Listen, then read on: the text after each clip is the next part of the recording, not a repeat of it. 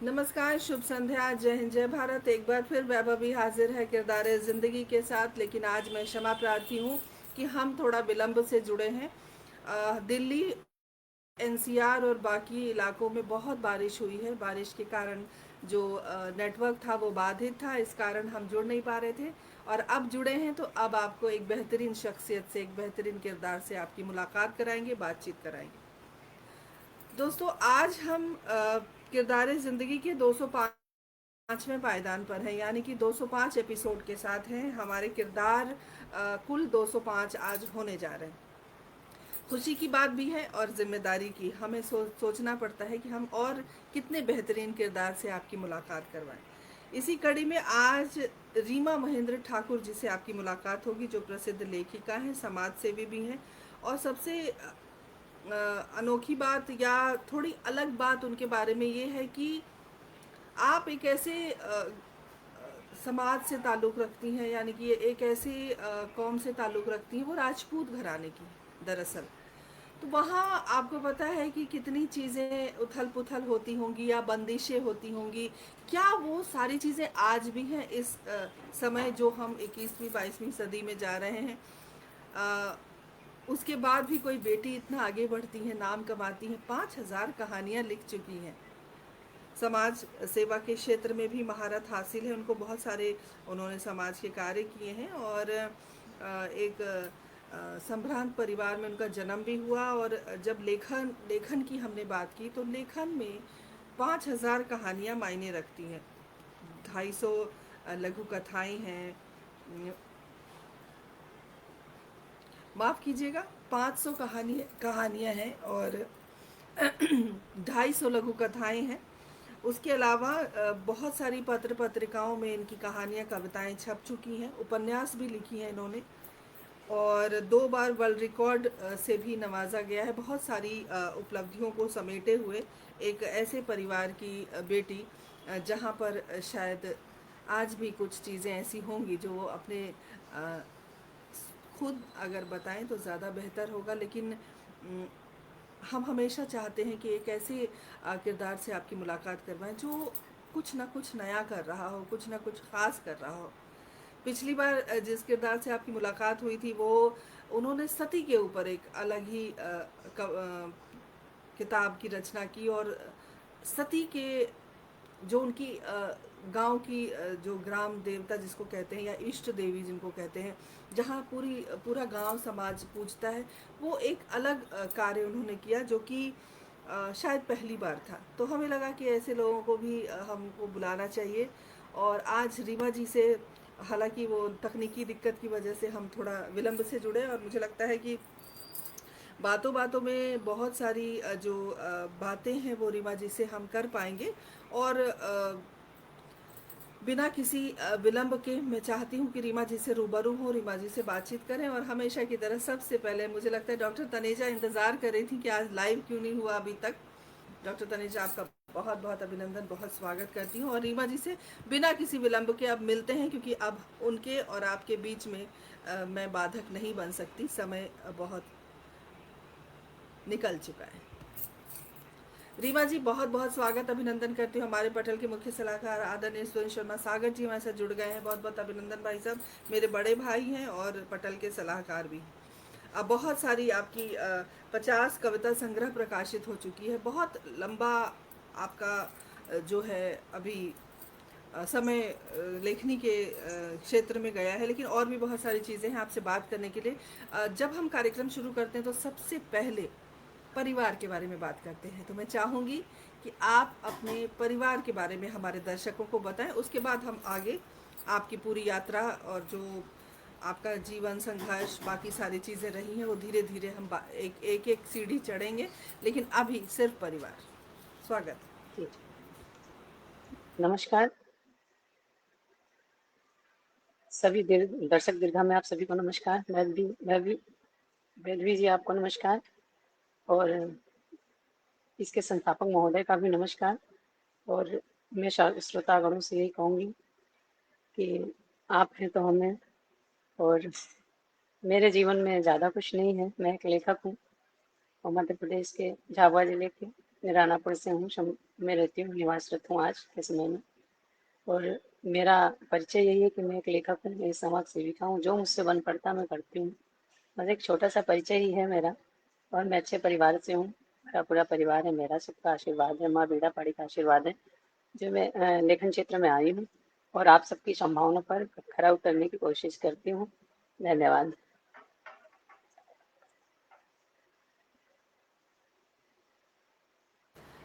जी रीमा जी, बहुत बहुत आपका अभिनंदन है पूरी टीम की ओर से। और थोड़ा सा मैंने शुरू में ही कहा कि थोड़ा नेटवर्क बाधित था, हम जुड़ नहीं पा रहे थे। थोड़ा सा समय लोगों ने इंतज़ार भी बहुत किया होगा, क्योंकि हमारा ठीक शाम को 7 बजे कार्यक्रम शुरू हो जाता है। लेकिन देखिए, ये भी एक सुखद अनुभूति होती है कि जैसे ही कार्यक्रम शुरू होता है वैसे ही दर्शक दीर्घा में लोग इंतज़ार करते रहते हैं। तो वो ये एक ऊर्जा है और लगता है कि हाँ चलो, जीवन में हम कुछ कर पा रहे हैं। रीमा जी, जैसे कि आपने अपने परिवार के बारे में बताया, और जैसे लेखन के क्षेत्र में जब किसी भी महिला का पदार्पण होता है, या कोई भी व्यक्ति, अगर मैं महिला का जिक्र ना करूं, कोई भी व्यक्ति है, तो एकदम से नहीं होता है ना कि आप रातों रात आपने कुछ लिख दिया और आपके मन में वो एक भावना, एक एक जो अ, बीज होता है, उस बीज का रोपण मुझे लगता है बचपन में ही कहीं हो गया होता है। तो मेरे दर्शक ज़रूर जानना चाहेंगे कि आखिर वो कौन सी वजह थी, या कब ऐसा आपको लगा कि मुझे इस क्षेत्र में नाम कमाना चाहिए। क्योंकि रीमा महेंद्र ठाकुर एक नाम है, सब जानते हैं, क्योंकि जब हम कहानियों का जिक्र करते हैं, बहुत सारी पत्र पत्रिकाओं में आपकी कहानियाँ और लघु कथा और बाकी चीज़ें आती हैं, छपती हैं। तो वो पल कौन सा था जब आपको लगा कि आपको लेखन के क्षेत्र में जाना है आगे? मजेदार बात ये है बंधु जी कि मैं सबसे पहले मैं बहुत छोटी थी तब मैंने पहली बार कलम पकड़ी थी, शायद जब पकड़ी होगी तभी की बात है। तब मैंने कुछ शब्द लिखे थे तो मेरी माँ ने गले लगाकर मुझे बहुत शाबाशी दी थी, पिताजी भी बहुत प्रसन्न हुए थे। पर पारिवारिक माहौल कुछ ऐसा था कि वहाँ लेखन शैली अपनाना शायद परेशानी वाली बात आगे चलकर हो जाती। पर पढ़ाई के लिए हम लोगों को काफ़ी छूट दी हुई थी। पर समय के साथ जैसे कि मैं आपको बताना चाहूँगी, मेरी बहुत कम एज में शादी तय हो गई थी। तो इस उपलक्ष्य में शादी के सिलसिले में ही मेरी पढ़ाई बीच में रोक दी गई थी। फिर मैंने कोशिश की थोड़ा बहुत, पर कामयाबी नहीं मिली। फिर मैं लेखन क्षेत्र में आ गई। पर कोरोना काल में एक समय ऐसा आया जब हम लोगों को बहुत समय मिलने लग गया। हम कहीं बाहर जाते नहीं उस समय। पहले तो मैं थोड़ा थोड़ा लिखती थी, कभी किसी डायरी में या किसी में कॉपी में या कुछ भी नोट्स करती थी, कहानियों को लिखती थी, पर किसी को बताती नहीं थी। मजेदार बात यह है कि मैं अज्ञात नाम से बहुत सारी पोस्ट लिखती थी, किसी को पता नहीं था तब। और कहानियां बहुत सारी लिखती थी, घर पे भी किसी को नहीं पता था। पर धीरे धीरे वो कहते हैं ना, छुपती नहीं है बातें, तो आगे आनी थी। तो धीरे धीरे ये चीजें सामने आई। लोगों को घर में पहले थोड़ा सा लोगों को कम अच्छा फील हुआ, लेकिन धीरे धीरे सब लोग सपोर्ट करने लग गए। पूर्ण रूप से नहीं कह सकती हूँ, पर इतनी आजादी भी बहुत है मेरे लिए, जिसमें मैं जी घर में बैठ के भी आज़ाद कुछ कर सकती हूँ। जी जी। रीमा जी, आपने आज़ादी का जिक्र किया। मैं तमाम दर्शकों को एक बार फिर बताना चाहती हूँ, हमारे साथ आदरणीय साधना जी जुड़ गई हैं। साधना शर्मा जी, बहुत बहुत अभिनंदन, आप मथुरा से हमारे साथ जुड़ी हैं, बहुत अभिनंदन, बहुत स्वागत। जैसे कि आपने अभी कहा कि छूट नहीं मिलती है, आज़ादी वाली बात का जिक्र किया। तमाम दर्शकों को एक बार फिर मैं वही बात बताना चाहती हूँ कि एक ऐसे परिवार से हैं जहाँ पर बहुत कुछ करने की छूट नहीं थी, और पीढ़ी दर पीढ़ी वो चीज़ें आ रही। राजपूत घराना सब जानते हैं, सबको पता है किस तरह का होता है और कितनी छूटें मिलती हैं, कितना कुछ आप कर सकते हो। लेकिन वैसे माहौल में आप बाद में पढ़ी, बसंत श्रीवास्तव जी, आपका बहुत बहुत अभिनंदन, बाद में पढ़ी और बाद में आपने लेखन के क्षेत्र में एक नाम कमाया।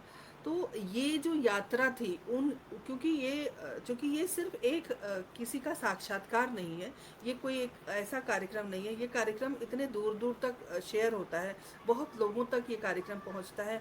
तब अगर एक बात किसी के दिल में लग जाए और कोई वहाँ से अपनी ज़िंदगी की शुरुआत करे, तब हमें लगता है कि हाँ, हमने कुछ किया। तो मैं जानना चाहती हूँ, तुम्हारे दर्शकों को ज़रूर बताएं कि वो जो आपकी यात्रा रही, बंदिशों से पार करके जो आप आसमान छूने की बात कर रही हैं, हमारे दर्शकों तक ज़रूर पहुँचाइए। जी। जी जी बिल्कुल।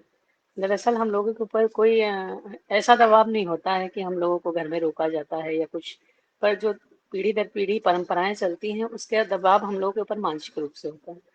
तो उसमें हम लोगों को सोचना होता है कि हम लोग आगे कैसे बढ़ें। कहीं कुछ गलत हो गया तो सारा ब्लेम हमारे ऊपर आएगा। यही सब सोच कर हम लोग कदम फूक फूक कर रखते हैं कि कहीं ना कहीं कोई ऐसी घटना ना घट जाए जिसपे हमें आक्षेप के लिए गुजरना पड़े। तो हम लोगों के ये मानसिक दबाव होता है। ऐसा कोई आपके ऊपर दबाव नहीं बनाता है, पर होता है जब हम शुरू से उसी शैली में पलते बढ़ते हैं तो हमारे ऊपर वो रहता है, ना चाहते हुए भी रहता है, हम उससे बाहर नहीं निकल पाते हैं। हाँ, आज की नारी निकली है, काफी आगे बढ़ी है। मेरी भी प्रयास है, शायद मेरे पूरे परिवार में या मेरे खानदान में मैं ही एक लेखक सक्रिय हुई हूँ और मुझे सभी का प्यार मिल रहा है। पर थोड़ा थोड़ा धीरे धीरे बढ़ रहे हैं। पर अभी तक कुछ ऐसी घटना नहीं घटी, सभी लोग अच्छे मिले और अच्छे मिलते जा रहे हैं, तो सफर आसान होता जा रहा है। आपने आपने इतना पूछा, मैंने रीमा जी बताया, एक बात धन्यवाद। और है। जी, एक बात और है कि मान लीजिए आप जिस परिवेश से आती हैं, वहाँ पर जो ठीक है आपका घर, आपके घर का थोड़ा माहौल ऐसा था, मानसिक रूप से जो एक बंदिश होती है, जो हर लड़की उस चीज़ को झेलती है कि नहीं मैं करूँ ना करूँ उससे क्या होगा और उसका क्या असर होगा, मतलब इसी उधेड़-बुन में बहुत सारे लोग रह जाते हैं जिसकी वजह से वो चाहते भी हैं आगे बढ़ना तो नहीं बढ़ पाते, है ना? तो अगर आपके द्वारा संदेश जाए, लोगों तक पहुंचे, खासकर महिलाओं तक, तो किस तरह से आप आज की परिवेश को किस तरह से आप देखेंगी और क्या कहेंगी उन महिलाओं को जो चाहती तो हैं आगे बढ़ना लेकिन पारिवारिक बंदिश की वजह से या सामाजिक बंदिश की वजह से या एक मानसिक जो आपने कहा कि दिमाग से हम उस चीज़ के लिए तैयार नहीं रहते, तो वैसे लोगों के लिए क्या कहेंगे आप? कैसे बढ़ो आगे, देख मोटिवेशन देखिए, किस अभी तरह तक से? तो मैंने जहाँ तक देखा है या मैंने महसूस किया, मैंने खुद किया है, तो मुझे लगता है कि अगर स्त्री चाहे तो वो कुछ कर सकती है। ऐसा जरूरी नहीं कि हम घर में बैठे हैं तो कुछ नहीं कर सकते, घर में भी बैठकर बहुत सारे काम कर सकते हैं। अगर आज आज के समय में हमारे पास मोबाइल है जो हमारे लिए खुला वातावरण देता है, अगर हम उसमें कुछ अच्छा करना चाहें तो बहुत चीज़ें अच्छी कर सकते हैं। सभी चीज़ें उसमें सीख सकते हैं। हम घर में बैठ के भी समाज सेवा कर सकते हैं, घर में बैठ कर लोगों को जोड़ सकते हैं।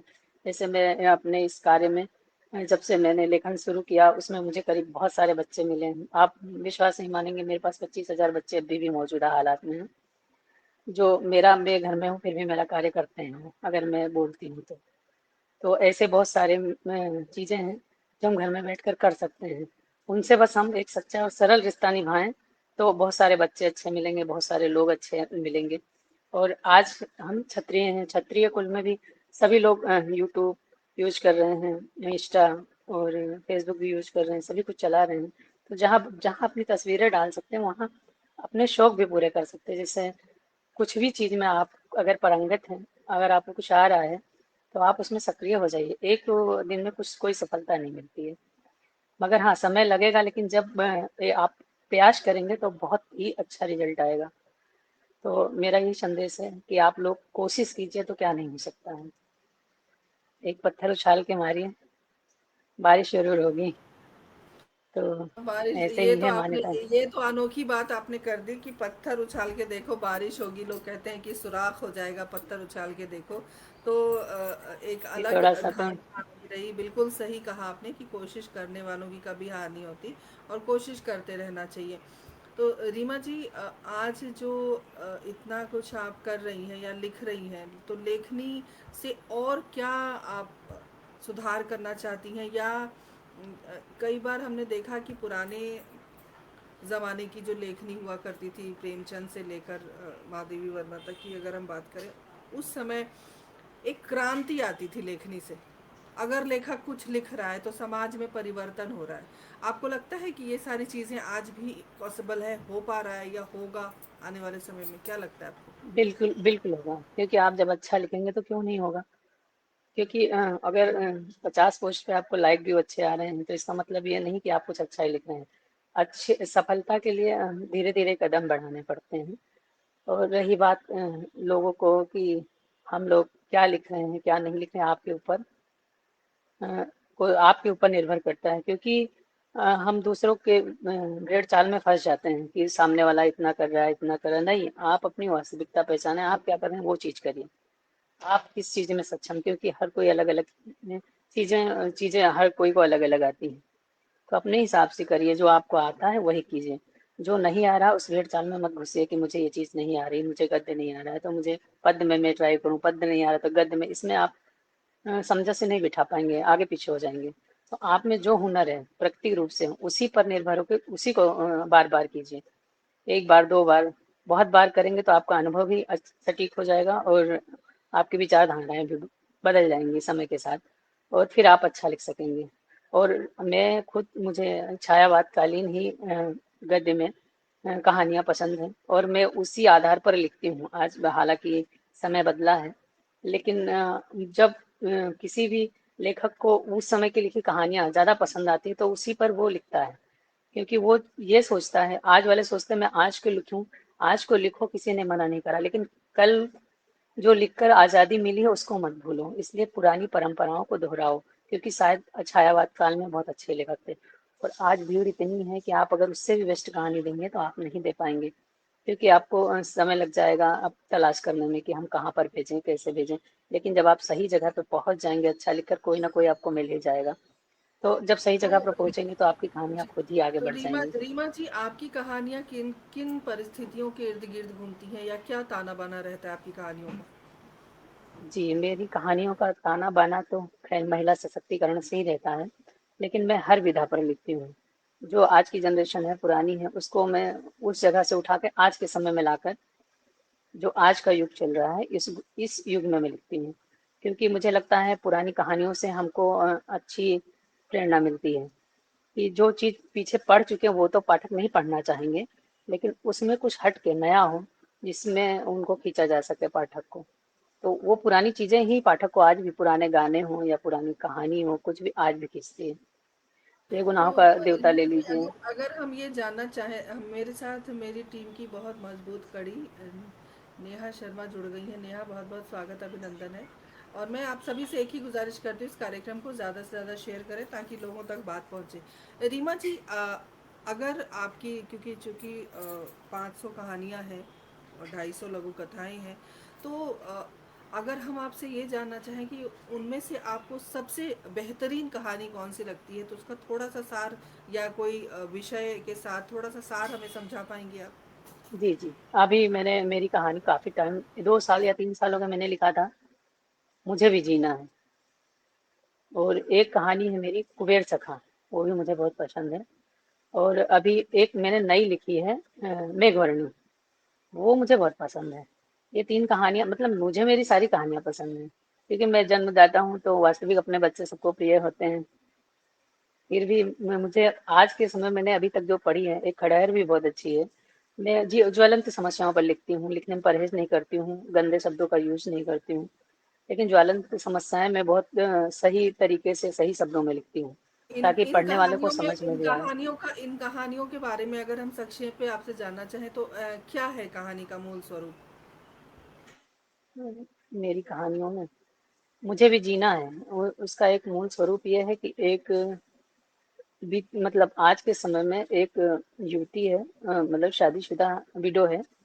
उसके बच्चे की शादी में वो कोई भी कार्य में भाग नहीं लेती है, मेरी नायिका। और फिर उसके साथ क्या होता है, वो भाग नहीं लेती है, फिर उसे याद आता है कि उसका पिछला जो जीवन निकल गया है, उसके पिछले जीवन में कुछ कहानियां थी।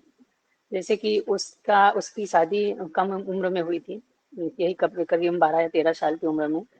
उसको मैंने कहीं ऐसी जगह से लिया है जहाँ पे ये पुरानी कुर्तियाँ थी, मतलब उसका पिछला जीवन उसने कहानी के बीच में दर्शाया गया है, फ्लैशबैक में।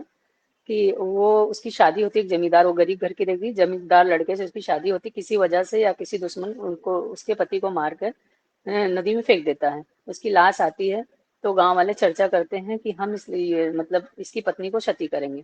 वो तैयार नहीं होती, क्योंकि उसके पास बहुत छोटा सा बच्चा होता है, करीब 3 महीने का या 6 महीने के आसपास का बच्चा रहता है, दूधमुआ बच्चा।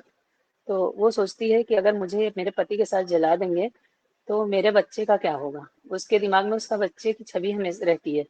वो रोती है मुझे मत करो ये मेरे साथ, पर उसको जबरदस्ती एक कमरे में डाल दिया जाता है। उसके पति की लाश पड़ी होती है, वो अंदर पड़ी बैठी रहती, तो उसको पानी भी नहीं देते। फिर वो पानी मांगती है तो उसको अपने इसका धतूरे का बीज का विष घोल कर उसको उसी का सोम रस घोल के उसको एक घूंट पिलाते, तो कड़वा कड़वा लगता है उसको, पर वो उस समय इतने वियोग में होती है कि पी जाती है। पर जब उसका नशा चढ़ता है तो हंसती है, पर उसको इतना याद रहता है कि मैं अगर सती हो गई तो मेरे बच्चे का क्या होगा। फिर उसको फ्लैशबैक में वही कहानी चलती रहती है। फिर उसको माला पहनाते हैं और धतूरे के बीच के नशे में, जिसको कि सोमरस उस समय हम बोलते हैं, उस वो उठ के भागने की कोशिश करती तो उसको सफेद धोती पहना के उसके अंदर सुतली से बांध देते उसके पैर, ताकि वो भाग ना सके। और फिर उसके ऊपर करीब 20-25 नारियल की माला डाल देते हैं गले में। फिर उसको ऊपर उठा लेते, वो रोती है और कह भी लगाती है, हंसती भी है, तो लोग समझते हैं कि इसको माता जी आ गई। तो पब्लिक इस बारे में बहुत वाह वाह करती है, खूब चढ़ावे चढ़ाती है कि सती माता आ गई, सती माता आ गई करके। पर जब वो चिता के पास पहुंचती है तो आखिरी बार अपने पति के दर्शन करती है। उसकी दादी तभी बच्चे को लेके आती कि वो आखिरी बार अपने बेटे को देख सके। जैसे वो सामने अपने बेटे को लाते हैं, बस वो दादी के पैरों पे गिर जाती है कि दादी मुझे जीना है। और इसी के बाद पूरा गांव उसकी दादी कुछ सोचकर और चिता की आग लेकर खड़ी हो जाती कि मेरी बहू को कोई हाथ नहीं लगाएगा। उसी के बाद उसको पूरा समाज छोड़ देता है, उसकी दादी को, पूरे पूरे परिवार को। दो बेटियां रहती, उनकी विवाह नहीं होते नंदों के।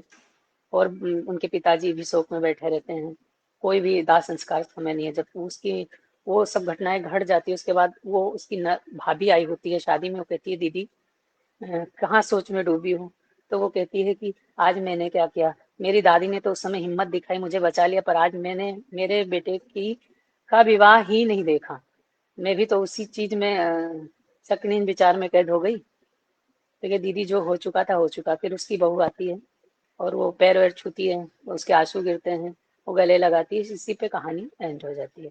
पर मुझे लगता है उस समय से आज के हिसाब से सभी हिसाब इसमें जोड़े गए हैं, पुराना भी युग, आज का युग भी। लेकिन तो लेकिन वो रीमा जी, कहानी अच्छी बन पड़ी सती है। प्रथा पर आपने कहानी अगर लिखी तो सती प्रथा तो अब है नहीं। नहीं, अब नहीं है, लेकिन उसको हम लोगों ने उस चीज को झेला है, तब तो हम इस जीवन में आए हैं। आज हमको आजादी, इसी से पुरानी परंपराएं तोड़ने के बाद तो हमारा, मेरा कहानी का मकसद इतना ही है कि उन चीजों को आज भी मत मानो। आज जो चल रहा है हम उसी चीज को मानकर हमारे बच्चों की खुशियों में शामिल नहीं हो रहे हैं। हाँ, उस चीज ये में चीज़ है। शामिल हो। मैं मानूँगी कि बहुत सारी ऐसी विधवा जी। महिलाएँ हैं, जो किसी भी शुभ कार्य में नहीं जाना चाहती या उनको जी जाने जी। नहीं दिया जाता। ये जो परंपरा है, जिस परंपरा को अभी आपने हाँ जी। हम जानने की कोशिश ये कर रहे मेरा थे, कहानी का उद्देश्य यही है, इस मैंने रूढ़ि पुरानी को चीज आगे तोड़ना नहीं बहुत लाने की कोशिश की है, वजह बिल्कुल, लाने इस की रूढ़ि कोशिश की को है क्यों लोगों ने भी ऐसा किया। नहीं, इस रूढ़ि को तोड़ना बहुत ज़रूरी है। रीमा जी, आपने कहा कि आप समाज सेवी भी हैं, समाज सेवा करती हैं, तो किस रूप में आपकी सेवा रहती है? क्या करती हैं? जी, आवाज नहीं आई आप, आवाज नहीं आई आपकी, आप एक बार पुनः दोहराएं। जी, मैं ये जानना चाहती हूँ कि किस रूप में समाज की सेवा कर रही हैं आप? हाँ, गरीब, जैसे कि हमारे संस्था में हम 21 महिलाएं हैं और सभी हम मिलजुल कर करते हैं। तो सभी को बराबर ही हम एक बराबर रखते हैं। ऐसा नहीं कि कोई मेन है तो कोई नीचे है, सभी एक बराबर हैं और सभी समृद्ध परिवार से हैं। हमारा उद्देश्य ऐसा रहता है कि हम गांव गांव जाके गरीब महिलाओं से मिलते हैं, विडो महिलाओं से मिलते हैं, उनके लिए प्रयास करते हैं कि उनके लिए क्या किया जाए। उनका जीवन नहीं चल पा रहा है क्या, हालांकि हम झाबुआ में हैं, तो झाबुआ की स्थिति ऐसी है कि वहाँ पे अगर किसी भी लड़की का पति डेथ हो गई उसके पति की, तो उसको सपोर्ट नहीं करते हैं लोग, अगर गरीब घर की है तो। अक्सर उसको अनाथ आश्रम या महिला सुधार केंद्र ऐसी जगह बहाने से उस पर आरोप लगाकर ऐसी जगहों पर भेज देते हैं। तो हम उनको सपोर्ट करते हैं। जैसे अभी हम महिलाओं को सिलाई सिखाते हैं, फिर हम उनको मशीनें देते हैं कि आप इससे चलाओ, फिर हम उनको माल उपलब्ध कराते हैं कि अपनी जीविका चला सकें। ऐसे ही चीजें हम लोग कर रहे हैं। और बहुत सारी ऐसी चीजें हैं जो कर रहे हैं कलेक्टर महोदय जी के साथ मिलकर। और बहुत सारी चीजें जैसे हम लोग पर्यावरण के लिए भी करते हैं, पौधे लगाना, इतने पौधे लगाना है, हम लोगों को जागरूक करना है। ऐसी बहुत सारी चीजें हैं। हॉस्पिटल में क्या है, रक्तदान शिविर लगवाना है, व्यवस्था करवानी है, बस यही सब समाज सेवा में हमारे हैं। और हमारे लेखन क्षेत्र में हम हमारे जो नवांकुर हैं उनकी हम हेल्प करते हैं, पढ़ाई में भी हेल्प करते हैं। निजी तौर पे मैं खुद भी करती हूँ, वो संस्था से वाह! लेना देना नहीं हमारी। बच्चों को एडमिशन वगैरह अगर पहचान है कहीं अच्छी तो एडमिशन करा देना, ये वो। तो इसमें काफ़ी लोग हम लोगों से जुड़ जाते हैं। तो रीमा जी, आपको कब लगा कि मुझे लेखन के साथ साथ समाज की सेवा भी करनी चाहिए या जीवन में कुछ करना चाहिए अलग थोड़ा, क्योंकि अलग अलग आप करते हो तभी आप किरदारे ज़िंदगी में आते हो। तो मैं जानना चाहती हूँ कि कब आपको लगा कि नहीं, कुछ अलग करना है। शायद ये चीज़ें जन्म से ही थी, वो चीज़ें जन्म से ही होती हैं हमारे अंदर। उसमें लोग मना भी करें तो मन नहीं मानता है ना। वो एक इसका कहते हैं ना, एक इसका कीड़ा होता है जो अंदर आपको बैठने नहीं देगा कि ये चीज़ करो, ये चीज़ करो। तो इस टाइप का थोड़ा सा होता है अपने अंदर कि हम भावुक हो जाते हैं, सहानुभूति हो जाती है सामने वालों से, किसी को ठेस नहीं पहुंचाते हैं। वैसे रीमा जी, एक बात और मैं जानना चाहूँगी कि ज़मीनी तौर पर जब आप कुछ करने जाती हैं समाज की महिलाओं के लिए, या वैसे दबे कुचली जो महिलाएं जिनके बारे में आपने जिक्र किया, कोई ख़ास परेशानी, कोई कोई ऐसी चुनौती जो आप हमारे दर्शकों से साझा करना चाहें, जब आपको लगा हो कि इस काम में बहुत मुश्किल आई, कभी ऐसा कुछ हुआ? हाँ, थोड़ा बहुत होता है, लेकिन जैसे हम लोग एक उच्च परिवार से हैं, उच्च वर्गीय परिवार, तो हमारे पास ज़्यादा मुसीबतें नहीं आई क्योंकि हमारे परिवार का संरक्षण में हम लोग अच्छा कर रहे हैं ये काम। तो बहुत ज़्यादा परेशानी नहीं है, पर जैसे हम बड़े अधिकारियों से मिलते हैं, इन लोगों का भी सपोर्ट हम लोगों को है। तो अभी तक तो ऐसी कोई मुश्किल नहीं आई। अगर हम नीचे स्तर से शुरू करते तो शायद आती। पर मैंने ऑनलाइन के टाइम में काफ़ी इस चीज़ों के बारे में हम लोगों ने ऑनलाइन भी काफ़ी कुछ किया। तो जैसे हम ऊपर ऊपर बढ़ते जाते हैं ना। मैं सनातन धर्म में महासचिव पद पे भी कुछ समय तक रही, करणी सेवा अध्यक्ष पद पे एमपी से रही। पर उन सब चीज़ों से मुझे कभी कुछ ऐसा नहीं लगा कि हाँ कुछ करना चाहिए, क्योंकि उसमें सब आपको वही बनाते हैं, बेवकूफ़ ही बनाते हैं, इसलिए इन सब चीज़ों में नहीं जाना चाहिए। और आप अपनी तरफ से अगर कुछ करना चाहते हैं, कुछ देना चाहते हैं तो ज़रूर कीजिए। आप एकजुट बनाइए, अपनी पूरी टीम बनाइए, उनके साथ मिलकर कीजिए तो ज़्यादा सही रहता है। बिल्कुल सही कहा आपने, टीम के साथ मिलकर काम करने में अच्छा रहता है। संजय जी हमारे साथ जुड़ गए हैं, आदरणीय उषा मिश्रा जी हमारे साथ जुड़ गई हैं। उषा जी, बहुत बहुत स्वागत, अभिनंदन करती हूँ। और एक बात और है कि जो आज का समय, हमारे साथ राजीव अग्रवाल जी जुड़ गए, हमारे उपाध्यक्ष, बहुत बहुत स्वागत, अभिनंदन करती हूँ। आपको क्या लगता है, लेखक समाज का आईना है? हम जी, जो लिखते हैं उससे समाज में परिवर्तन होता है, पहले भी होता था और अब किस रूप में आज भी होता होता है है। वो तो सबको पता है। तो जो लेखक होता है उसको, उसका धर्म होता है सही बात बताना, सही बातें लिखना, है ना? तो आपकी ऐसी कौन सी रचना है जिससे समाज पर आपको लगता है, दो चार महिलाओं पर भी अगर कोई प्रभाव पड़ा हो? कभी ऐसा कुछ हुआ कि दीदी आपकी ये रचना पढ़ के हमें ताकत मिलती है या कुछ अलग महसूस होता है? क्या कभी इस तरह के कमेंट आए आपके लिए? वो पल जी, कैसा था? अक्सर आते हैं, बहुत आते हैं, और मेरे लाइव कार्यक्रम में भी सभी को कहानियाँ पसंद आती हैं, सब बोलते हैं इससे बहुत परिवर्तन होता है। हमारे आसपास का माहौल भी बहुत चेंज हुआ। जैसे कि मेरे बेटे की शादी हुई, कम एज में हुई, लेकिन फिर भी मतलब उसको देखकर आसपास में काफ़ी चेंज हुए लोग, बहुओं को अपने सम्मान दे रहे हैं, उनको अच्छा पहना रहे हैं, आसपास छूट दे रहे हैं जो कि नहीं देते थे वो लोग भी। और फिर हम उनको सरल तरीके से ऊपर उठाना है, किसी से बहस करके नहीं उठाना है। वो अपनी मर्जी से अगर ऊपर बाहर निकलेंगे और अच्छा काम करेंगे तो शायद ज़्यादा अच्छा काम होगा, बेस्ट रहेगा। अगर हम लोग दबाव बनाकर किसी से करवाते हैं तो वो कहीं ना कहीं उसके अंदर एक गुस्सा होगा कि हम लोग ये चीज़ हम लोगों से ज़बरदस्ती करवाई जा रही है। और हम लोग का बहुत सारे काम करते हैं, जैसे कि हम लोग सम्मेलन वगैरह में भाग करवाते हैं। और जैसे कि हम लोग उत्सव वगैरह, जैसे पूजा वगैरह, दुर्गा पूजा, गणपति पूजा, या कोई उत्सव, जैसे 31 को हम लोगों ने नया प्रयास किया कि बच्चे जाते हैं बाहर में, इधर उधर जाते, तो उनके लिए बहुत बड़ा कार्यक्रम करवाया कि इसमें भजन मंडली बाहर से बुलवाई कि सभी लोग आए, इसमें बैठे, कुछ देर बैठेंगे, कुछ अच्छा सीखेंगे बच्चे 31 के दिन। जैसे कुछ नया नया करते रहते हैं, ताकि बच्चों को इधर उधर से इधर थोड़ा मोड़ा जाए। क्योंकि हम राजपूतों में अधिकतर लड़के जो होते हैं, नए युवा, 70% तो ड्रिंक लेते हैं, बाकी 30% अच्छे भी हैं, सबको बुरा नहीं कह सकते। तो उन लोगों के लिए भी थोड़ा सा रास्ता मिलता है। कि हाँ वो लोग जी। जागरूक होते हैं अ, कि हाँ इन चीजों में उत्साह ज्यादा है या उन चीजों में उत्साह है, इसमें सम्मान अधिक है उसमें सम्मान कम है, उसमें हमको होश नहीं है इसमें हम होश से काम कर रहे हैं। बहुत सारी भावनाएं चेंज होती हैं बच्चों की। ये जो तालमेल है और ये सही गलत की जो पहचान होती है ना, वही एक जी। संभ्रांत समाज की कल्पना कर सकती है। रीमा जी, हम्म। चूंकि आप राजपूत परिवार से हैं, तो आपका बचपन कैसा रहा? भाई बहनों के साथ कैसा बीता? बचपन तो बहुत अच्छा रहा मेरा। बचपन में तो कुछ भी ऐसा नहीं हुआ, जैसे हम लोगों को सारी बहुत चीजें शरारती थी सहूलियत मिली। आप बस शरारती थी? थोड़ा सा आजादी नहीं थी अकेले जाने की कहीं भी ऐसा कुछ, पर उस समय हम लोगों के नहीं नहीं, जीवन ऐसा शुरू हुआ ना, कुछ मैं ऐसा मैं ये महसूस नहीं हुआ। मैं ये पूछना चाह रही हूँ कि आपका बचपन मतलब शरारती थी आप, लेकिन या फिर आप शांत रहती थी? किस तरह का बचपन रहा आपका? खेल खिलौने वाला, या चुपचाप बैठ के कोने में? कुछ लड़कियां ऐसी होती हैं जिसको कोना अच्छा लगता है, तो आपको क्या अच्छा लगता था? नहीं नहीं, मैं बहुत उत्साहपूर्ण जीवन जिया है मैंने, और मैंने हर एक नया काम करने की कोशिश की है जहां तक मेरा मतलब मैं जहां तक पहुंच सकती थी, मेरी जो मर्यादाएं थी उनके अंदर जितना मैं कर सकती थी मैंने किया। कभी नहीं सोचा, कोई चीज नहीं सोची, मुझे जिस चीज में खुशी मिलती है वो चीज मैं करती हूँ।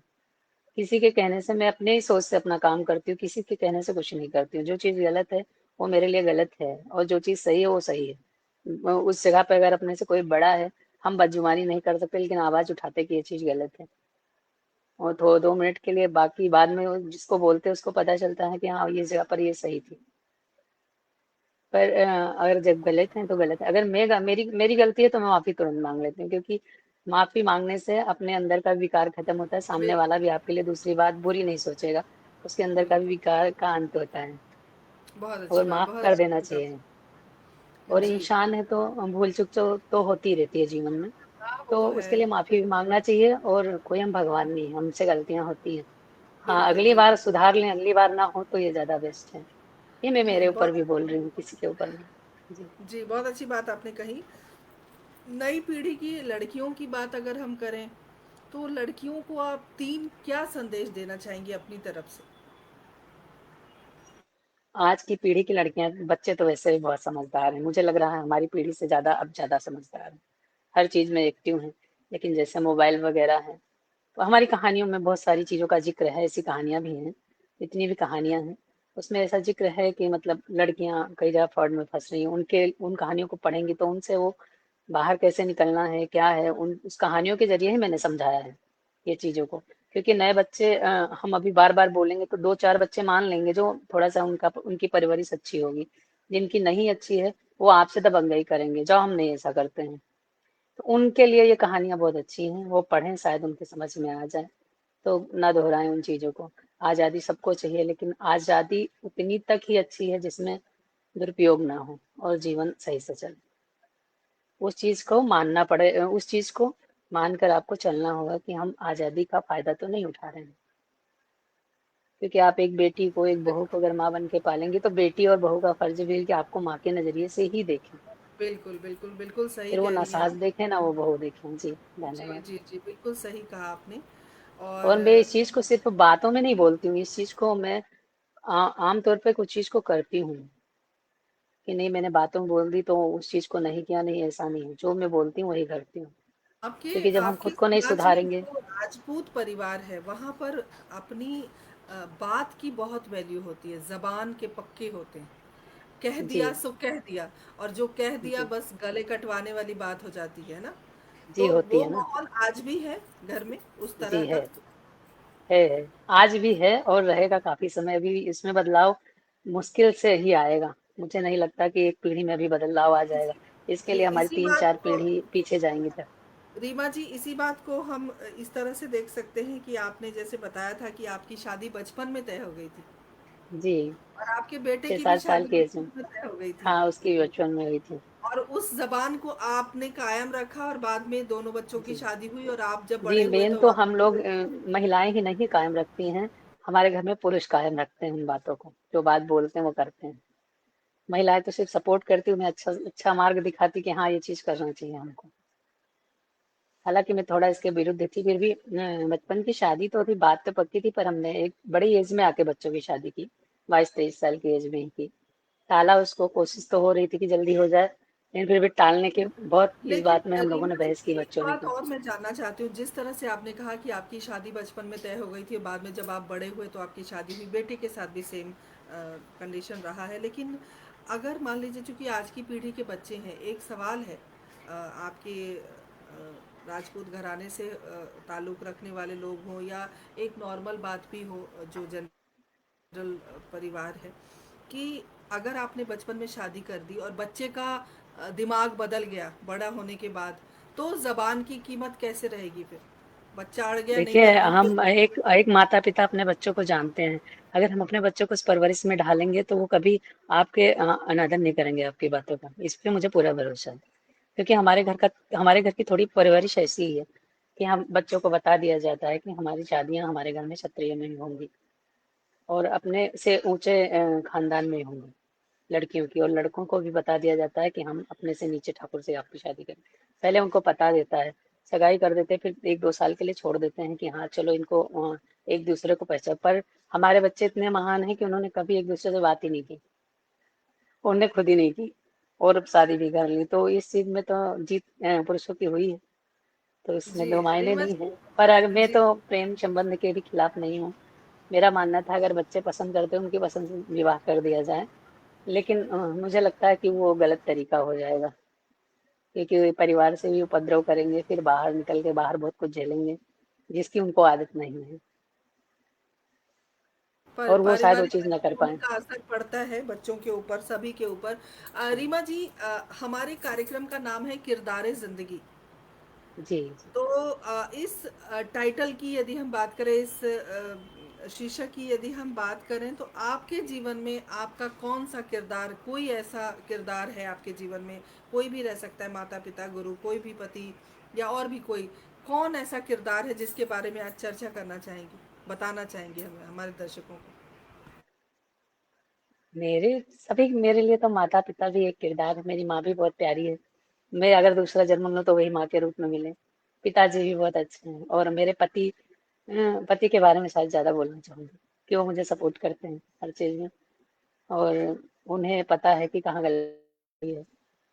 उन्होंने कभी मुझे हम हमारे इनमें क्षत्रियों में देखते हैं महिलाओं पे थोड़ा जबरदस्ती थोपा जाता है, तो उन्होंने कभी ऐसा मेरे साथ नहीं किया। हाँ, पारिवारिक दृष्टि में परिवार के लोगों के बीच में है तो उन पे थोड़ा दबाव रहता है, तो वो चीज़ मैं समझ जाती हूँ, तो उनके अनुसार चलने की कोशिश करती हूँ। पर मेरे पति बहुत बेस्ट हैं, और मुझे लगता है कि हर महिलाओं को ऐसा ही पति मिलना चाहिए। बिल्कुल, बिल्कुल। परिवार का सहयोग किसी भी महिला के लिए बहुत ज़रूरी है। और जब इस तरह का सहयोग मिलता है, तब रीमा ठाकुर जैसी महिलाएं आगे आती हैं और आगे आकर। अच्छा, सबसे अच्छी बात यह है कि आपका नाम है रीमा महेंद्र ठाकुर, तो निसंदेह महेंद्र आपके पतिदेव का नाम है। तो आपके नाम के साथ आपके पतिदेव का नाम जुड़ा हुआ है, और और आप अपना कोई भी नाम कमा रही हैं, तो साथ में पतिदेव भी चल रहे हैं, तो उन्हें भी बड़ी खुशी होती होगी कि मेरी पत्नी कुछ अच्छा कर रही हैं। रीमा जी, अपनी कलम से, अगर मैं आपकी कलम की बात करूं, उससे पहले मुझे जानना है, क्या कोई ऐसी कविता आपको याद है जो हमारे दर्शकों तक आप पहुंचाएं? कविता याद है आपको जो आप सुनाना चाहें? नहीं, फिलहाल तो कविताएं तो मैं बहुत सारी लिखी हैं मैंने। मतलब मैं ये कह सकते हैं अनगिनत कविताएं लिखी हैं मैंने, जिनकी संख्या ही नहीं होगी कि कितनी लिख डाली है। जहाँ तक याद है तो अभी भी मैंने करीब 30-40 हज़ार आपकी तो कविताएं बहुत से ज्यादा सारी लिखी है। पुस्तकें भी आई हैं, बहुत सारी पुस्तकें आई हैं। जी, मेरी पुस्तकें संकलन भी बहुत सारे आ गए हैं। नावल वगैरह भी एफएम पे चल रहा है, सभी जगह चल रहा है, ऑटो में भी। और मेरी जैसे ये किताब है कथा सरिता, ये अभी अभी हाल में ही हुई है, पब्लिश हुई है। इसमें 32 कहानियां हैं जो बहुत अच्छी कहानियां हैं। तो कविताओं मैंने एक कविता लिखी है, मैं पढ़ के तो नहीं अभी सुना पाऊंगी।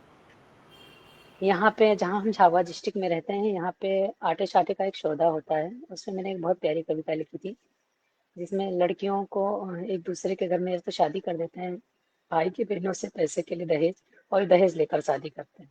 उनमें एक परंपरा है कि जब यहाँ पे 7 दिन का होली के पहले पर्व मनाया जाता है भगोरिया, तो उसमें अगर लड़के लड़की पान खिलाते हैं तो वो लड़की उनके साथ चली जाती है जो पान खा लेती है। फिर वो आपस में शायद आपको ये बातें नहीं पता होंगी, क्योंकि दिल्ली जैसी जगह पे नहीं पता होगी। तो जब पान खा लेती है तो लड़कियां उनके साथ चली जाती हैं, फिर उनका सौदा किया जाता है, और फिर लड़कियों का दहेज दिया जाता है। लड़कों से नहीं लिया, लड़कों को नहीं दिया जाता, लड़कियां लड़की वाले लेते हैं। तो ये भारी। और फिर वो लड़कियों को, जब वो लड़कियां किसी वजह से वापस आ जाती हैं, तो उनकी उसी तरह बार बार शादी की जाती है और बार बार दहेज लिया जाता है। तो इसी प्रथा पर मैंने वो कविता लिखी है, जो कि आपको झकझोर देगी पढ़ने पे। और उसके लिए मुझे शायद एक बार स्वतंत्रता दिवस पर एक कविता मैंने लिखी थी, जो मोदी जी द्वारा मुझे 6,000 रुपये सम्मान पत्र के साथ भेजा गया था। और उसके बाद ये कविता के ऊपर भी मुझे यहाँ आपको काफी याद है प्रशंसा क्या मिली वो है। कविता हमें हम तक पहुंचा सकती हैं या मैं कहीं आप तक किताब में पहुंचा हो? दूंगी। जी अभी बिल्कुल, आपको अभी पहुंचाऊंगी। मुश्किल है, अभी मुश्किल है। अभी मुश्किल है, क्योंकि शायद मैं अभी मुश्किल से जुड़ पाई हूँ, किसी वजह से निकल गई कभी। तो आप किसी और कार्यक्रम में आप सुना दीजिएगा, मुझे बहुत खुशी होगी। चलिए कोई पर वो बात नहीं। कविता वाकई में बहुत अच्छी है। और एक मैंने लिखा है, पहाड़ी लड़की भी लिखी है, जो कि बहुत अच्छी है। और अभी वो भी यहाँ मौजूद नहीं, क्योंकि बहुत सारे लिखने के बाद हम लोगों को लाइनों में थोड़ा सा कंफ्यूज हो जाते हैं। जैसे आज मैं कविता एक दिन में अगर मैं बैठ जाऊं, मेरा मूड हो, तो मैं तुरंत करीब 2 या 3 मिनट में एक कविता पूरी लिखती हूँ मैं। मेरे माइंड में वो चल जाए, ऐसे चलता है, क्योंकि ये गॉड गिफ्ट है मेरे लिए, कविताएं लिखना और कहानियां लिखना। जब मैं कोई चीज प्लॉट बनाती हूँ, तो मेरे माइंड में वो चल जाता है कि हाँ, मैं ये चीज ऐसे लिखना है मुझे, और कितने मिनट में लिखना, कितने सेकंड में लिखना है, वो बिल्कुल टाइटल के साथ ही जुड़ जाता है। तो अभी जब आप मुझसे जुड़ रही थी, आपका कॉल आया कि अभी आप जुड़िए, तो मैं वो लास्ट लाइन ही लिख रही थी, क्योंकि उस समय अगर मैं वो लाइन नहीं लिखती तो शायद भूल जाती।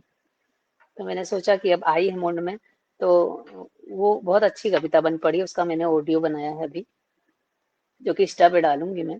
अक्सर मैं इंस्टा और यूट्यूब पे डालती रहती हूँ मेरी कविताएं और पंक्तियां। मैं प्रतिदिन करीब 5 6 पंक्तियां प्रतिदिन लिखती हूँ, एक पोस्ट 5 6 पोस्ट रोज लिखती हूँ, क्योंकि उससे क्या आदत बनी रहती है, और आगे क्या लिखना उसका एक अनुभव होता जाता है। तो लिखते रहना चाहिए अगर आप मतलब लेखक हैं तो। आज आज हम कोई भी कविता आपसे सुन नहीं पाएंगे, ये हमारा जी दुर्भाग्य है। बिल्कुल, अगर आप पहले से पता होता। अब नेटवर्क प्रॉब्लम भी है, नीचे है कविताएं हैं, और दूसरा मोबाइल भी है मेरे पास, उसमें भी लिखी हुई है। वो बुक भी नीचे ही पड़ी है। एक बुक एक गद्य की थी, जो अभी इसका पब्लिकेशन में हुई है पब्लिश, तो मैंने इसको अपने साथ रखा। ये बुक आपको अगर कोई भी पढ़ना चाहे तो गूगल गूगल पे भी मिल जाएगी, अमेजन पे भी मिल जाएगी, कथा सरिता नाम से सर्च करेंगे, गूगल पे नाम आएगा, सारी किताब या कविताएं वहां से मिल जाएंगी आपको। चलिए आपकी कविताएं हम फिर कभी सुनेंगे। और अगर जी आपको आपकी कलम से समाज में कुछ परिवर्तन लाने का अवसर मिले तो क्या करना चाहेंगी आप, क्या लिखेंगी? देखिए, बहुत सारे लेखक लिख ही रहे हैं, कुछ ना कुछ शायद उनसे परिवर्तन तो आ नहीं रहा है। और आज के समय में सबसे ज्यादा यूट्यूब ही परिवर्तन ला रहा है। तो मुझे लगता है कि उस आपके मन में जब जो भी सवाल आए, क्योंकि हर दिन कोई सवाल नहीं आता, हर दिन चेंज होके सवाल आता है। जब हम न्यूज पढ़ते हैं या आज तक देखते हैं टीवी पे, या और कुछ देखते हैं, या आए दिन यूट्यूब पे फेसबुक पे सब पे नई नई चीजें आ रही हैं, तो हर दिन परिवर्तन होता है माइंड का, कि आज इस पे लिख लें तो इससे परिवर्तन हो जाएगा। वो पर मेरा ऐसा कहना है, सुनकर लोग सोचते तो हैं, पर सिद्धांत अपने आप बनते हैं। लोगों को खुद ही सोचना चाहिए कि हम क्या करें तो अच्छा कर सकते हैं। और लेखन से प्रेरणा मिलनी होगी, तो वैसी कहानियां कविताएं लिख चुके हैं हम लोग की, ताकि अगर लोग पढ़े, परिवर्तन होना होगा तो वैसे भी हो जाएगा। वैसे काफी लोग बोलते हैं कि आपकी ये कहानियां या कविताएं पढ़ने के बाद मैंने मेरे जीवन में ये चीज बदला है। पर वो कितने दिन के लिए बदला है, इसके बारे में मुझे कोई जानकारी नहीं रहती। हो सकता है वो मेरे मुंह पे ऐसी बातें कर रहा हो, पीठ पीछे ऐसा ना ही हो, तो उसमें इतनी सच्चाई नहीं रहती। इसलिए मैं यकीन के साथ नहीं कह सकती हूँ कि हाँ, सामने वाले ने क्या पढ़ा। क्योंकि आप लोग यष्टि देख रहे हैं, लोग आगे बढ़ रहे हैं, तो वो शायद पढ़ने में थोड़ा सा खिन्नता महसूस करते हैं, तो उनको पढ़ना चाहिए। और पढ़ के ही वो अपने सिद्धांत बदल सकते हैं। और मैं लिखना चाहूंगी तो बस अब नारियां तो आजाद हो ही रही हैं, उनके बारे में अच्छा बुरा सभी तरह का सामने आ ही रहा है। तो वो बस इतना लिखना चाहूंगी कि जो बीता है समय, जिन नारियों ने इतनी कुर्बानियां दी हैं, उनको देखते हुए हम लोग ऐसा कार्य ना करें, स्त्रियां, जिससे कि हमें सब पुरुष समाज को लगे कि स्त्रियों ने बहुत फायदा उठाया। वो जिस हाल में थी वही हाल अच्छा था। वो पुरुषों के साथ ऐसा संदेश बनाए कि वो आपको आगे बढ़ने में आपकी प्रेरणा बने। बराबर चलें, उनसे आगे निकलने की कोशिश ना करें। बराबर चलेंगे तो उसको, सामने वाले को भी खुशी होगी और आपको भी खुशी मिलेगी। लेकिन अगर आप आगे बढ़ गए, तो हो सकता है इससे एक विद्रोह परिवार में हो। ऐसा ज़रूरी भी नहीं है, लेकिन मेरा मानना ऐसा हो सकता है कि लेवल पे होना ज़रूरी है, आगे बढ़ना इतना ज़रूरी हाँ, आप में हुनर है तो बढ़िए, जी। सपोर्ट तो मिलेगा ही, रीमा अच्छा जी, कार्य अंत में करेंगे तो। हमारे दर्शकों को क्या संदेश देना चाहेंगे इस कार्यक्रम के माध्यम से? ऐसा ही आप लोग सभी दर्शक दीर्घा में उपस्थित आप सभी को मेरा निवेदन है कि इस पटल पर जो कार्यक्रम चल रहा है, उसके लिए आप लोग प्रोत्साहित करते रहें, आगे बढ़ाते रहें और हम लेखक जो समय निकालते हैं अपने काम में, बहुत सारा कार्य छोड़ के रात में लिख रहे हैं, दिन में लिख रहे हैं, महिलाएं हैं, हमें सपोर्ट कम मिलता है अपने काम के लिए, पसंद के लिए।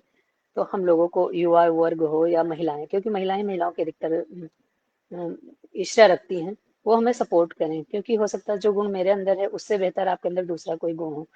हम हमको पढ़ के आप उस जो परिवर्तन वाला गुण है आपके अंदर उसको आगे बढ़ाएं। जरूरी नहीं मैं लेखक हूँ तो आप लेखक बन जाओ, आप में और हुनर है उसको आप आगे बढ़ाओ, हम आपको सपोर्ट करेंगे, आप हमको सपोर्ट करो। बस यही एक संदेश है।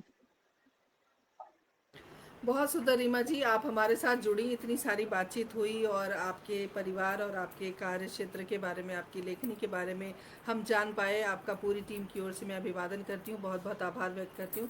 अपना समय आपने दिया, थोड़ा विलम्ब वो कोई बात नहीं होती, क्योंकि नेटवर्क के अधीन है हम लोग, तो इस तरह की चीज़ें चलती रहती हैं। तमाम सुधी श्रोताओं का विशेष आभार व्यक्त करती हूँ हमसे जुड़ने के लिए और हमारी बातें सुनने के लिए। और सबसे आखिर में वही एक बात दोहराना चाहूँगी कि हमारा यूट्यूब चैनल है हिंदी साहित्य संस्थान दिल्ली, आप सब्सक्राइब ज़रूर करें, क्योंकि जो भी फेसबुक पर लाइव कार्यक्रम होता है, किरदार ज़िंदगी हो या परिचर्चा हो, उसे हम अपने यूट्यूब चैनल पर भी डालते हैं। तो अगर आप छूट जाते हैं तो वहाँ से आप देख सकते हैं। दूसरी बात, हमारा एक मस्ती का बटुआ आया है, एक नया यूट्यूब चैनल हमने शुरू किया है जो बच्चों के लिए, खासकर जो बच्चे आजकल अंग्रेज़ी की तरफ ज़्यादा जा रहे हैं, तो हमने सोचा कि हम हिंदी की कविताओं से उन्हें जोड़ने की कोशिश करें। और सारी कविताएं बिल्कुल अलग अलग हैं। श्री भारत भूषण आर्य जी की कविताएं हैं बच्चों की। और ये चैनल अभी अभी हमने शुरू किया है, आप सबके सहयोग की ज़रूरत है, आप सबके आशीर्वाद की ज़रूरत है। जिस तरह आपने हिंदी साहित्य संस्थान को आशीर्वाद दिया है, वैसे ही मस्ती के बटुए को भी दीजिए और सब्सक्राइब ज़रूर करिए, बेल आइकन दबाइए, ताकि जो वीडियो हम पहले डालें वो आप तक पहुँचे। आप सभी का बहुत बहुत आभार, और अगली जी बार जी फिर नए किरदार से मुलाकात होगी, तब तक के लिए आज्ञा दीजिए। नमस्कार, जय हिंद, जय भारत, जी, जय शुभ हिंद रात्रि। जय भारत, शुभ रात्रि।